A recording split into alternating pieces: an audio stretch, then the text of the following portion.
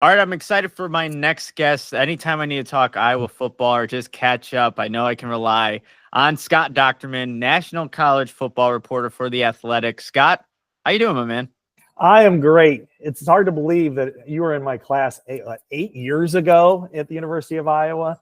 How we've all grown and in some case lost, a lot over the years. But it's good to see you well, and congratulations on some of the stories I see you're now with the Bear Report. So I'm anxious to read you in the future, as well as everybody else is right now, and where you are in Chicago. I appreciate that, Scott. No, it's crazy that 8 years have I gone by. know. It seems like so quickly. So at the same time, it doesn't, I don't know. It's just crazy to think about it. But I always tell like the story to people like, yeah, I know Scott. And then I remember I had George Kittle in one of my mock drafts, and you Yeah. told me that's way too low for a guy like Yeah. George Kittle. And obviously we see Yeah. what George Kittle is now doing in the league. But yeah, it is fascinating, but it's always good to catch up with you. And, usually we get to catch up at one point during the year during the combine and stuff. Yeah. So it's always a good time.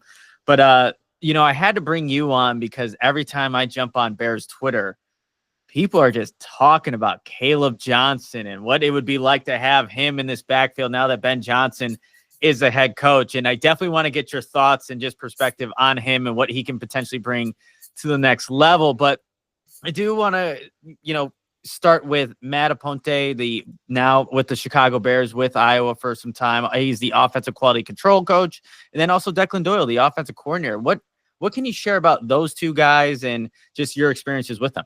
Yeah, sometimes it's kind of funny when you see these student managers at Iowa, and 2.5 hours before kickoff, they're the ones lining up all of the little hurdles and everything, getting ready for the games. And I always make a point to try to talk to them, because where do they end up 7, 8, 10 years later? Offensive coordinator for the Chicago Bears, quality control assistant, and then 5 years down the road, who knows where Aponte will be. And from what I know, because my interactions are very light with both of them. Of course, with Declan Doyle, his dad was Chris Doyle, or is Chris Doyle, and he was the longtime strength and conditioning coach in Iowa, and had a kind of a difficult end there. But Declan played baseball. He was a really good all-state baseball player. I believe he played a little bit in college too, but really smart guy that was a student of the game, that was well-versed more so in football than obviously in baseball, where he was more the athlete, and moved along, went to the New Orleans Saints. I think that's where he hooked up first with Sean Payton, and had a great acumen for the sport, and was taught and hung around. I mean, he was always around the facility growing up with his dad, so he was kind of immersed in football, and there were always some great teachers at the University of Iowa. So he was really moved on the fast track, and I didn't expect him to move this fast, this soon. But I think when we see with Ben Johnson, he's a young guy himself, that he really latched onto these guys. And then, Matt was, again, kind of in that student manager roles that Iowa has, and they get linked up with the different position groups, where not only are they the guy holding the clipboard, but they're a lot of times they're the ones designing the scout team reports. So they're the ones that kind of go through some of the tape and the analysis and try to position the scout teamers to compete against the the first team units and stuff like that. So they really are more involved than you would think. And I know from talking to some players in the past, Jack Campbell, for instance, who's now started with the Detroit Lions, and he really praised the way the student managers get them ready to play their opponents, because of the coaching that's involved. And Matt was somebody that I remember early on, a lot of the not assistants necessarily, but a lot of the other players, and would kind of point to as somebody who's really bright. And now he's been University of San Diego, and that's a non-scholarship school, but they have to compete against other FCS programs that are really good, and being an offensive coordinator there at such a young age. So I would expect him to be on a fast track as well, that maybe he's, again, the gopher on the staff this year for the Bears, but in 2 years, maybe he'll be a position coach, and, in 7 to 8, maybe he's a coordinator too. So I think both of them are, widely respected, but of course we'll see as everything goes on, what'll transpire with Declan Doyle, like what happens in week 1 on 3rd down. Yeah, for sure. I mean, just the people that I've talked to with the Saints organization that have obviously overlapped with Declan Doyle, some people were saying like he's 2 years too late to be the offensive coordinator. He's already, he's only 28. And it's interesting for me, Scott. I've always been, one of the younger guys on the beat, and usually every single coach is then also older. But I had someone point out to me, he's like, Nick, how does it feel that you are now older than the Bears offensive coordinator? I'm like, that's weird, but that's the reality, man. And I think it just speaks to Declan's, again, his commitment to the game, being in the film room. I heard like when he was with the Saints, like he was drawing up some of the run concepts for Sean Payton. Like that's the type of guy that you're getting in Declan Doyle, and just be an asset for Ben Johnson, who is obviously very well respected as a offensive mind, but this is his first time being a head coach. So any additional help you can get in that role, I think is going to be, I think a good thing for that Bears organization. And just maybe my bias here, Scott, but anytime you just add more Hawkeyes around, the team and whatever, I think that can also do some things. Obviously the Bears do have Torrey Taylor as well. So we'll see how that all plays out. But I do like the staff that the Bears have constructed. There's a lot of these guys that do have this veteran presence. Like you look at Eric Bieniemy with the running backs coaches, but then obviously a guy like Declan Doyle being an offensive coordinator for the first time, but it does provide some variety, I would say. But Scott, I wouldn't be doing Bears fans a service if I didn't ask you about, again, Kaleb Johnson, the running back, over 1,500 yards last season, 21 rushing touchdowns. Like, he did it all. But what can you tell me about Kaleb Johnson, what you're able to cover from, not only this past season, but since you've been covering him at Iowa? His maturity really took a really high trajectory over that 3-year period, because he came in more physically developed than a lot of players that you'd see. I mean, he looks the part, and I don't know what he'll come in at the combine weight wise and everything, but he's all of 6'2", 225, 220, something like that. And again, he may cut a few pounds just to make sure he hits the 40 in the right way. But physically, he was always fine. He was a long strider as a runner. He struggled a lot running behind his pads because of his length. And that's something Liddell Betts, the running backs coach, he's like, I still work with him even during the season on getting lower. And Caleb's like, I'm trying to get lower. Well, you're going to have to try harder. And that's probably something he's going to have to continue to learn when he's in the NFL. But this year he made a major growth in maturity and as a runner. And that all went hand in hand with Iowa's offensive changes, and I'll kind of speak to this meeting that they had before the season, and that really helped out. He skipped a meeting in training camp and was suspended for the first half of the first game. And it kind of, 2-ish years was kind of disappointing in some ways. He had some major plays on the field, and then he'd kind of disappear. And it's like, when are you going to reach your talent? When's your potential going to be production? And before the season, some of the offensive linemen kind of got with him and said, hey, we need you. You're going to have to step up here. In order for us to be good, in order for us to be at the level that we want to be at, you're going to have to meet that. And he had 2 paths. And it's hard to determine how athletes are going to take that. One is get very defensive. Screw you. I don't care what you say, and fight back, or take it to heart. He did.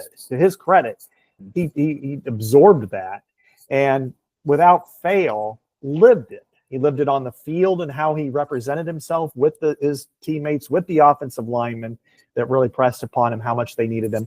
And, when he dealt with media and how he discussed them, he was always very, praised the offensive line, never used really I and me. It was more we.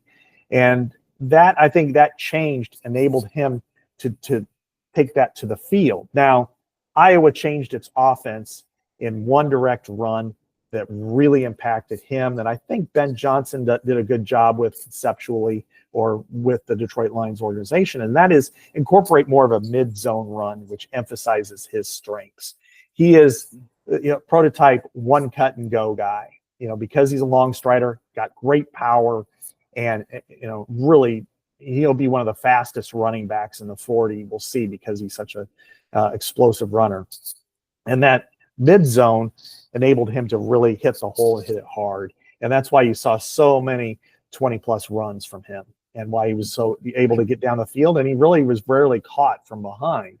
And that shift went for him, and he saw it. And there was growth along the offensive line and all those other factors. They had a new offensive coordinator that really helped. But I think that enabled him to really showcase his abilities, plus with a better mindset. And ultimately, he had no there was some discussion, like with other players, well, are you going to opt out, like midway through the season, or not one thought whatsoever. He was all in. And he probably, even though it was a very difficult game running the football against Nebraska, who was pretty good against the run, he put together, to me, the signature play of his career in a passing and catch, 75-yard touchdown that ultimately, tied the game and won it for Iowa, where he displayed every single bit of what he can do on the field in that one play. And, and I kind of ended his career, to me, in the right way. Scott, I think that maturity level, and this would be huge for, I think, all 32 NFL teams, seeing how you're able to take feedback, criticism, and then apply it moving forward throughout a college career, like how it can project to the NFL. Like, we know just in the Bears organization, they value that culture. They value the people that they're bringing in. So I think Kaleb Johnson would at least check that box in terms of what they're looking for in a player. I would, I think I mentioned this earlier, but a lot of Bears fans are maybe fascinated with the idea of maybe an Ashton Jeanty at 10.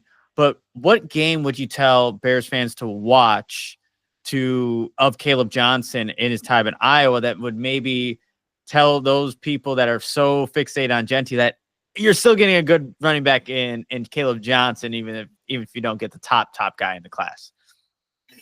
Jeanty, to me, he's like LaDainian Tomlinson. He's special. He's elite. Yeah. He's everything you want. But, you would know this before me, but I do watch the Bears fairly closely. And I would say you might want to focus on avoiding 68 sacks for your quarterback. Yeah. And running backs, not that they're a dime a dozen. There are some great ones. But Kaleb Johnson and probably Omarion Hampton are also very, very, very good. And I think either would fit the Bears in different ways.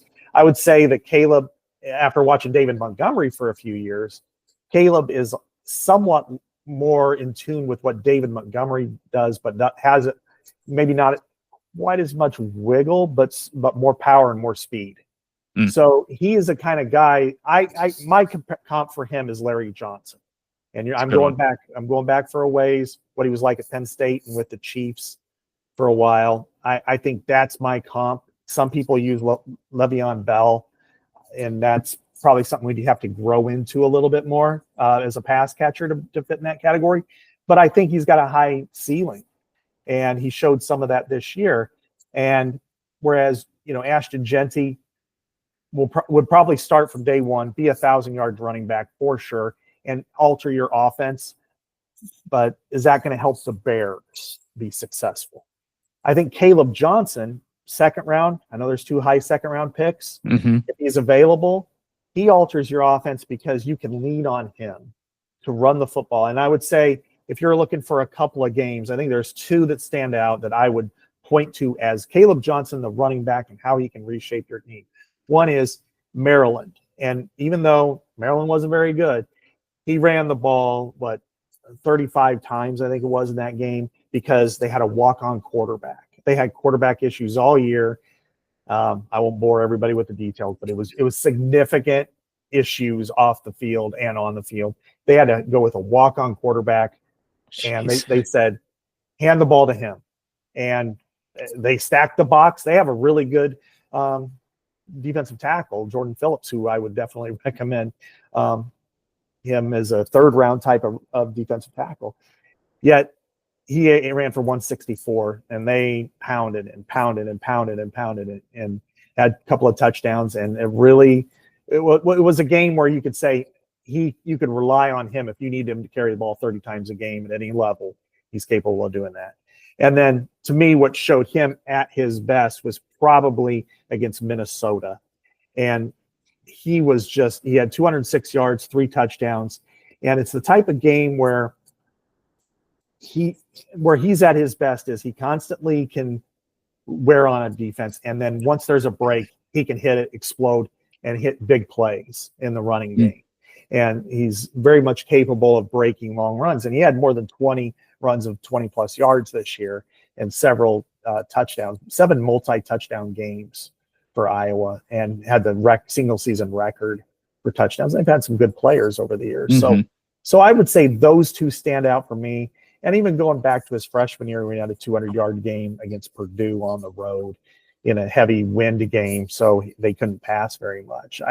So he's more than capable of doing anything you want. And he had 2 signature plays this year against Nebraska, where he took a screen or kind of a swing pass, juked, had a stiff-armed a guy into the ground, broke it, and then outraced the secondary for a touchdown. And then going back last year, he had the game-winning, division-clinching run against Illinois in a game where they were really struggling offensively, and it was like a 39-yard run that won the game 15-13 against Illinois. So he's come up with huge plays at key moments and critical moments throughout. But he can be that guy that's you can work him in tandem, because he did it. He worked in tandem at some, and of course as a full-fledged workhorse, he can do that too.